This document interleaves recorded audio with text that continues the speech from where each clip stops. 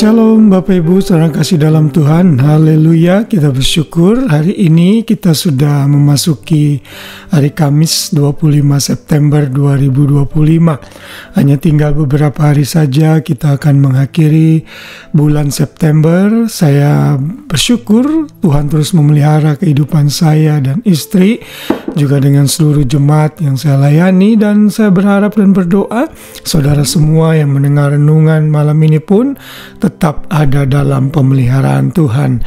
Dan kita masih terus belajar mengenai hukum Taurat. Hanya tinggal beberapa hari saja kita akan mengakhiri seri ini. Dan hari ini kita akan belajar satu hal penting yang menjadi intisari dari seluruh hukum Taurat, yaitu saya beri judul hukum yang utama. Saya mengambilnya dalam Matius 22 ayat 37 sampai 38. Ini adalah ayat hafalan kita hari ini yang berbunyi demikian. Jawab Yesus kepadanya, "Kasihilah Tuhan Allahmu dengan segenap hatimu dan dengan segenap jiwamu dan dengan segenap akal budimu. Itulah hukum yang terutama dan yang pertama." Bapak Ibu saudara kasih dalam Tuhan, ini adalah summary atau rangkuman dari inti seluruh hukum Taurat yang Tuhan berikan, hukum moral yang Tuhan berikan kepada seluruh umat manusia. Kalau kita mengambil 10 perintah Allah, yaitu Ten Commandment ini dalam hukum Taurat, kita bisa membaginya menjadi dua, yaitu hubungan antara kita dengan Tuhan yang bersifat vertikal, lalu hubungan antara kita dengan sesama yang bersifat horizontal. Hukum yang pertama sampai yang keempat, yaitu jangan ada padamu Allah lain di hadapanku, jangan membuat patung dan sujud menyembah kepadanya, jangan menyebut nama Tuhan Allahmu dengan sembarangan, lalu ingat dan kuduskan hari Sabat. Itu berhubungan dengan Tuhan, di mana kita harus mengutamakan Dia. Sedangkan hukum yang kelima sampai yang ke-10, yaitu hormatilah ayah ibumu, jangan membunuh, jangan berzina, jangan mencuri, jangan bersaksi dusta, dan jangan mengingini milik sesamamu, adalah hubungan kita dengan sesama. Jadi kalau disimpulkan, hukum yang utama adalah saudara dan saya harus mengasihi Tuhan dengan seluruh kekuatan dan keberadaan kita.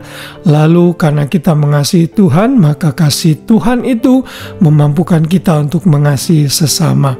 Saat kita melakukan dua hal ini, maka kita sudah menggenapi hukum Taurat dengan sangat baik sekali. Ayat dalam Matius 22, 37, 38 ini diulangi di dalam Injil yang lain, dalam Markus 12, 30, juga Lukas 10 ayat 27. Dan bila saudara melanjutkan ayat 39 dan 40, di sana dikatakan, dan hukum yang kedua yang sama dengan itu ialah kasihilah sesamamu manusia seperti dirimu sendiri.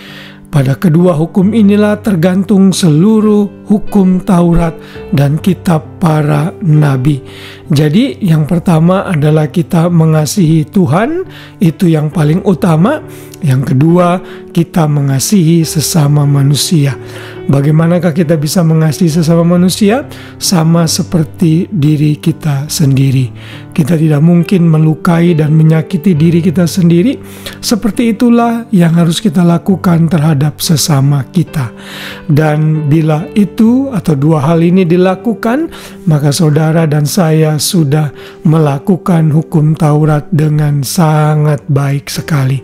Haleluya. Dan saudara, kalau saudara melihat apa yang Tuhan Yesus katakan ini sebenarnya adalah kutipan dari Ulangan 4, maksud saya Ulangan 6 ayat 4 sampai 5. Di sana perintah ini diulang dengan tegas, "Dengarlah hai orang Israel, Tuhan itu Allah kita, Tuhan itu esa. Kasihilah Tuhan Allahmu dengan segenap hatimu dan dengan segenap jiwamu dan dengan segenap kekuatanmu."